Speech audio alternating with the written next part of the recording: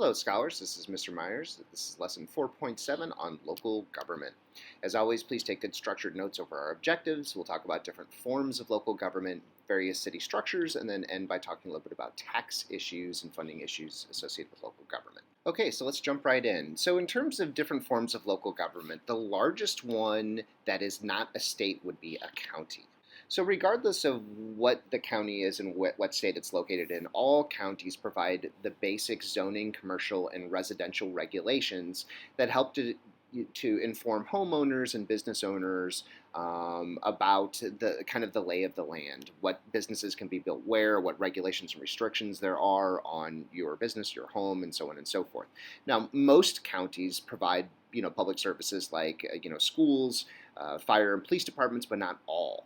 Those zoning, commercial, and residential regulations are across the board. Every county has those. Now, below the county, the next highest level would be the city level, and sometimes cities are referred to as municipalities. They refer kind of to the same thing.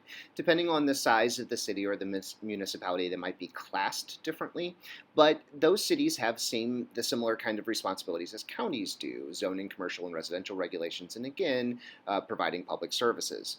Now, a group of people, who live in a particular portion of a county might decide to incorporate and become a city or a municipality if they want more specific or different kinds of zoning, commercial, and residential regulations. So let's say that the people in this particular part of the county are concerned about too much development. They might incorporate and form a municipality or a city and then pass certain zoning regulations that prohibit green spaces from being cleared, or more tightly regulating how densely buildings could be packed together in the downtown, commercial district. Just like people might want different kinds of zoning, commercial, and residential regulations, they might also want more or different kinds of public services. So a group of people might be upset with crime in the area. They're concerned about delays when 911 is called. So forming a city or a municipality might allow them to form their own police department that could provide better services to the people at a more local level. The next level of government down from cities would be districts.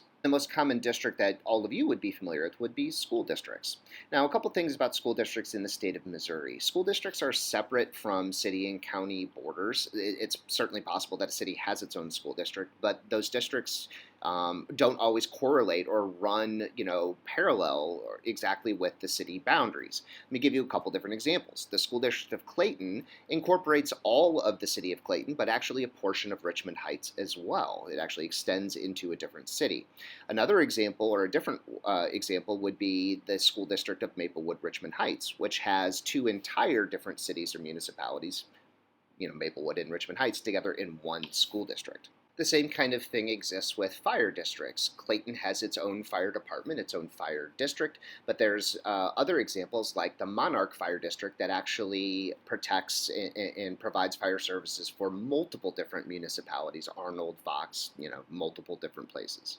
School and fire districts are certainly the most common districts, but there's a whole host of other ones. There might be a special district that's formed to fund a community college. There might be 5 or 6 or 7 different municipalities or cities where their residents pay special taxes into that because their residents disproportionately benefit from that community college.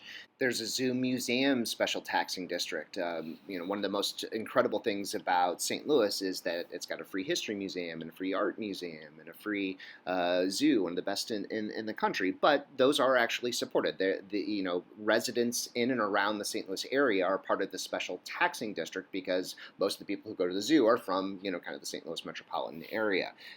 There are sewer districts and so on and so forth. There are special taxing districts that can be made for very specific reasons. Central West End has its own special taxing district to provide extra police support above and beyond what the city of St. Louis would provide, is a good example. Okay, in terms of city structures, across the United States, there's basically 4 different ways that cities can kind of organize themselves. The first is called the mayor-council system. And in the mayor-council system, you have an elected council, a city council of representatives, who are largely tasked with developing policy. And the mayor then is also elected, but is only charged with implementing the policies that are created by the council.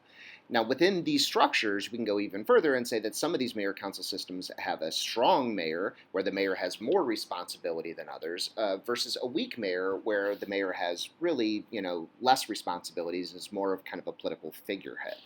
Now, in Clayton, we have something called the council manager system. And this is a little bit confusing because we also have a mayor, we have a council, but we also have a city manager. And the city manager is actually an employee of the council. And the city manager's job is to actually like run the government on the day-to-day kind of basis. It's the city manager who actually kind of really wields, a good amount of power in the Clayton system. A third type of system, not as popular as the first two, is a commission system. And in a commission system, very much like city officials are elected, the commissioners of various departments are elected. So there is a public works department, there is a police department, and you would elect a police commissioner and a public works commissioner who would then be charged with running that particular portion of the government.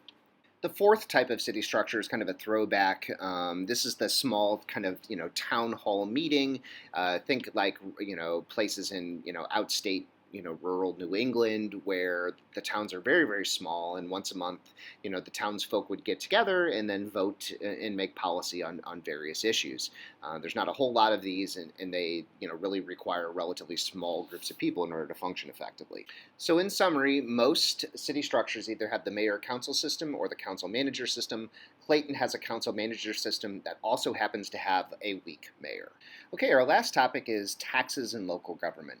There are three basic funding sources for local government: income tax, which is tax on the amount of money you make; sales tax, which is taxes on things that you buy; and property tax, which is taxes on property that you own.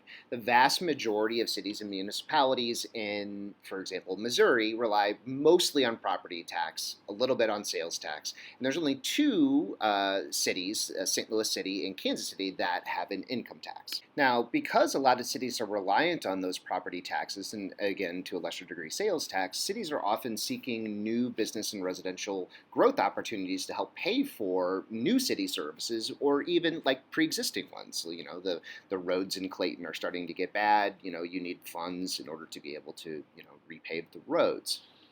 That's one of the reasons why, every single time you drive through downtown Clayton, it seems like you're passing a new development project, a new high-rise that's going in, some kind of new business that's being built. Because of the reliance on property taxes to fund growth and projects, there are different methods that cities can use to try to lure businesses or encourage businesses to expand or to grow or to relocate to their city. One of those is called a TIF, or tax increment financing. And basically what that refers to is taking an increment or a part of the taxes and then redistributing it back to a developer in order to encourage that developer to build something.